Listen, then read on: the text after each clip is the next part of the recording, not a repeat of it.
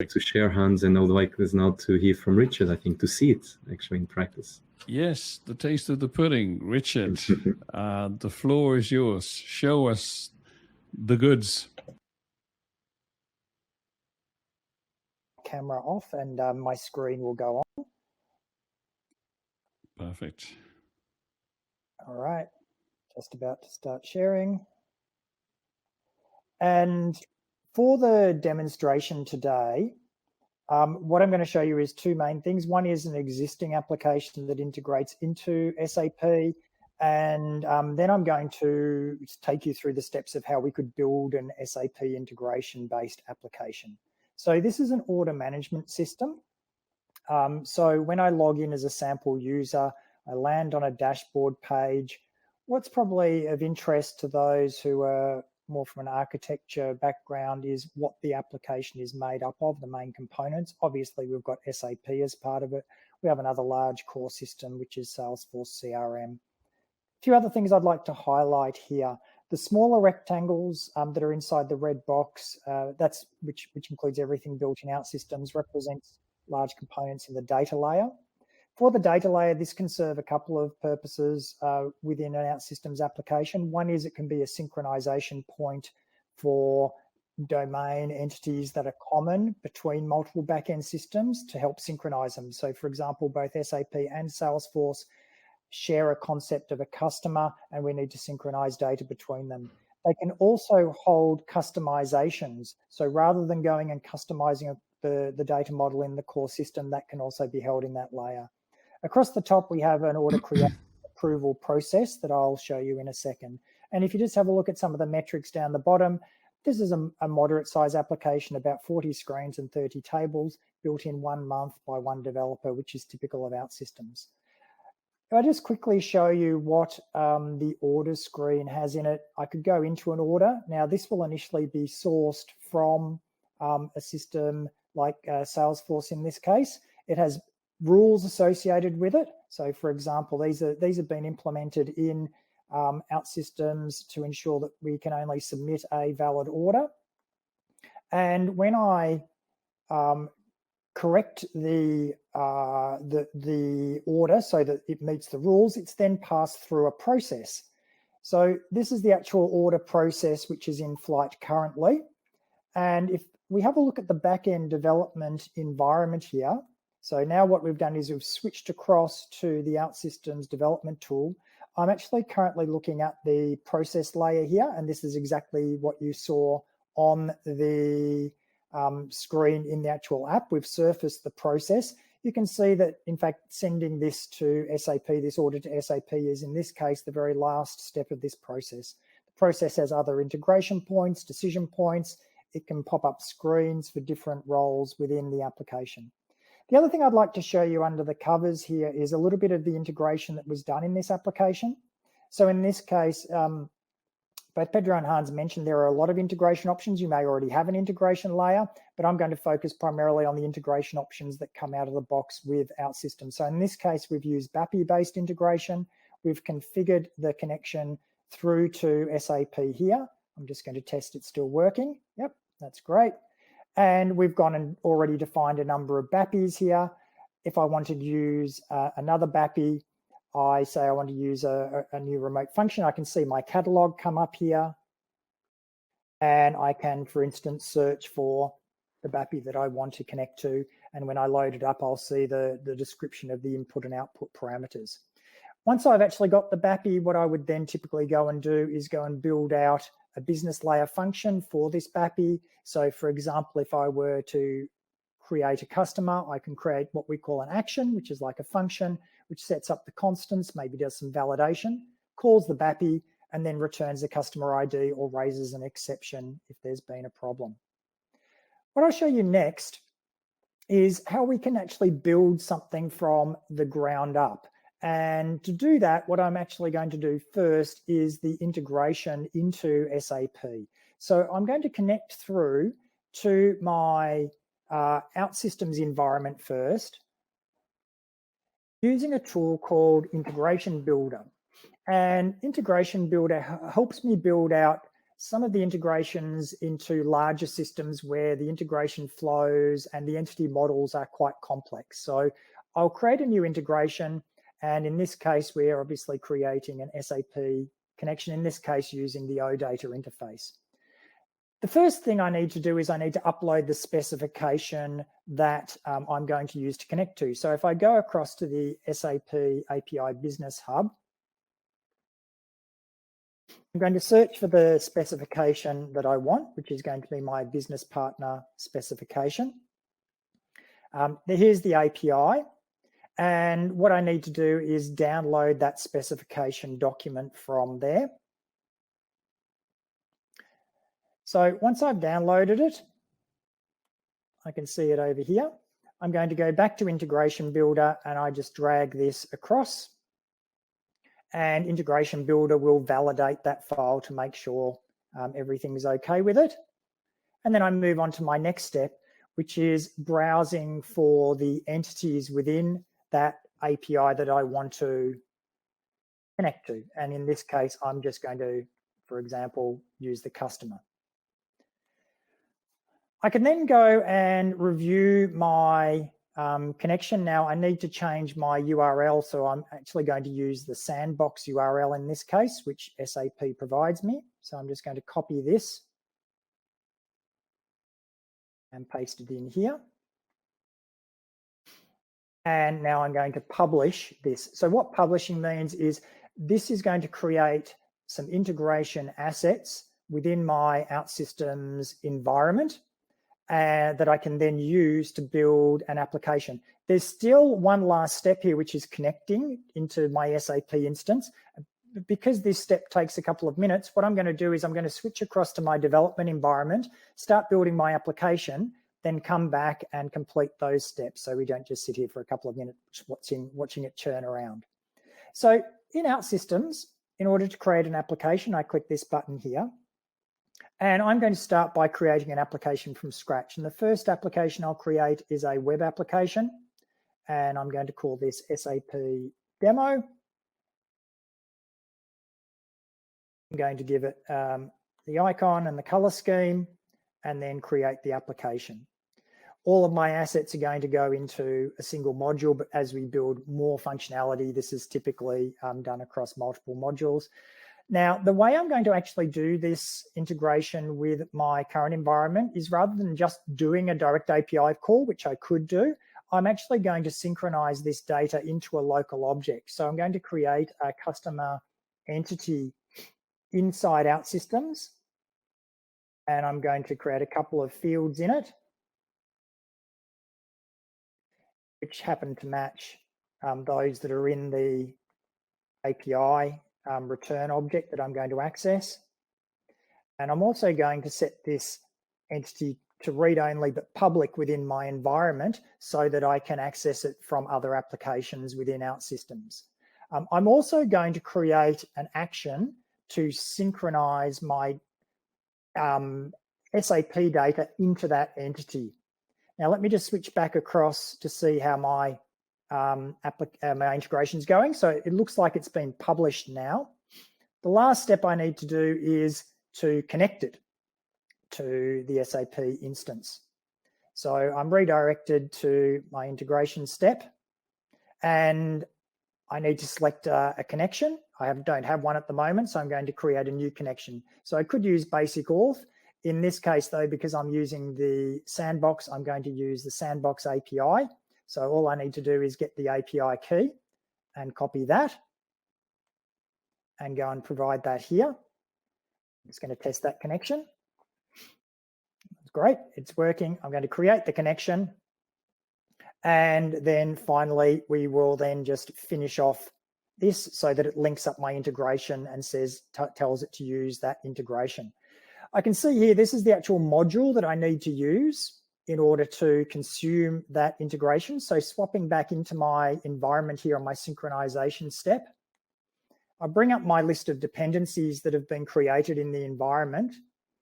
And that's the one that was created just there, the SAP Business Partner integration. As you can see, I selected the customer object, so that's what actually is going to be exposed. And here, what I'm going to do is I'm going to call the search customer. Now, with search customer, if I don't provide any parameters, it's just going to return all of the customers to me in the integration. What am I going to do with that? Well, I'm going to take advantage of some of the AI features of OutSystems to help me actually build the logic here. So first of all, I'm actually going to loop around, excuse me, just hit a key accidentally there. I'm going to actually loop around the response object that I get back from OutSystems, and I need to store the data into a variable which represents my customer. In other words, my customer record in the database. What I'm going to do next is I'm going to, for each record that I get back from SAP, I'm going to load that into that customer variable. So I'm going to say, choose the return value, the response value of the SAP call, and I'm going to get it to generate the ID for me in the database and map the customer name and the full name across to whatever I'm using in my database. Next, it suggests that I call create customer, so that's actually going to create it in my database. And then finally, I loop back, and this is now a valid synchronization action. The last thing I need to do is I need to go and create a user interface. And in the interest of time, I'm going to take advantage of one of the OutSystems features, which just lets me drag an entity into my user interface layer, and it will create a master detail view of my application here. So this master screen will give me a list of my customers, and this is integrating into my customer table, not directly into the API, although we could certainly do that if we wanted to. The last thing I need to do is I've got to have some way of triggering that sync. So what I'm going to do is I'm going to just create a button, which I'm going to call sync. And I'm going to, in that button, call that logic that I created. And I also need to then tell it, once the synchronization has been done, that it needs to refresh that table that I was just looking at. Right, now I'm ready to build my application. So I hit the green one-click publish button at the top. It will put my application under version control. It generates the underlying code. It generates the database table that I defined. And in a couple more seconds, it will be ready to execute in my development environment. So when I run this application, I can now see my customer list. Now I haven't synchronized the data, so I click on sync. And the data comes in from SAP. It's paginated here, so I can go to different records. I can click on the detail, and I can go back if necessary. So that's my first application. The last bit of the demo that I wanted to show you is building an offline mobile app now based on that. So if I go back to my screen here, I'm going to create yet another application, again from scratch, but this time I'm going to create a phone app. So this is going to be SAP offline phone app. Again, let's put the logo on it. And you'll actually see as I go through the steps to build this application, even though I'm building a native iOS and Android application, that the environment that I use to build that is virtually identical to building a web application. Now I'm going to go in and search for, rather than that direct integration that I used previously, I'm actually going to be leveraging the customer table in that back office application that I just created. So now in my data layer here, I can see that table that I've synchronized out of SAP, and I'm going to drag that into local storage, which means I will set up the same schema locally on my mobile device. I now need to set up the synchronization logic. So this creates a synchronization flow for the customer table, and I will add that to my general flow here, which handles all of my data synchronization. I also need to tell OutSystems when to synchronize. So in this case, we're going to synchronize on login. The last thing I need to do here is to create a user interface. And again, I'm just going to take a bit of a shortcut. While we can create pixel perfect user interfaces, in the interest of time, I'm going to create a very simple user interface which is just going to list out my customer data in a similar way to what I did in my mobile app. Again, I'm ready to publish. And likewise, it goes through exactly the same stages that we saw previously. We put the application under version control, generate all of the underlying code assets which use standard technologies, and then we'll have the application ready to run. When I run the application the first time, it will just load into a sample screen. Let me just try that again. Back onto here. Let me just try one more time. And we won't have any data in there because it actually hasn't done the synchronization function. I need to go through the login in order for that to occur. And now it's synchronized the data into my mobile app. The very last thing I want to highlight is how can we then generate the actual application that I want to put into the App Store with it. We can actually distribute this application in 3 ways. One is as a progressive web app, and I can do that. It's as simple as ticking this box. So this can be now accessed as a progressive web app. I could also launch this button here, which will go off to a cloud service to generate the Android app. This takes about 5 minutes to generate the APK file, which I can then test and submit to the App Store. And I can do the same thing for my iOS version of the application. All right, I will finish up now and hand back to Hans. I hope you enjoyed the demo. You look like a chef in a kitchen, you know, with putting together all the different elements in such a short time. So I really appreciate it. We have just 3 minutes to go. So I would like to open up for any questions anybody could have. Based on the demo, based on the introduction that Pedro gave on where to start and how to start, feel free to share any questions that you have with us. And I'm sure that my colleagues will be more than happy to answer them. Anybody that wants to, you can use the chat if you want to, or the Q&A. All right, so far no questions here. One of the things that struck me in the demo is the tremendous ability to reuse certain components. You've been doing this for a long time, Richard. When you look at the productivity of your teams, I see a question here, by the way, but just to finish that last question, what types of productivity are you looking at in terms of your experience? So in the teams that we have in our professional services, we generally estimate for a 4 to 5 times increase in the overall productivity. And that's not just around the build, it's also around the maintenance of the application, release management, all of those kinds of aspects, which are also managed by the platform. I should also mention, obviously, the demo is only 15 minutes and you're more than welcome to set up a further session and explore this in more detail if you like. But the productivity increase that you saw there really does translate into real world applications. Yeah. There's a question from Arif. How does the debugging happen? So either Pedro, Richard, or Chris. I'm happy to answer that. There's an embedded debug that allows you to debug all the APIs up to the call method, including security parameters that are passed. And it's we mentioned OutSystems is a full stack platform, so pretty complete when it comes to custom development. Yeah. Great question. It's Thank you. Collectively writing a novel, but within the boundaries and let's say the rule setting that the platform delivers, which includes the debugging and the security and so forth. All right. Any other questions, ladies and gentlemen? Right. Then we have 1 minute to go. So I'd like to finish up here with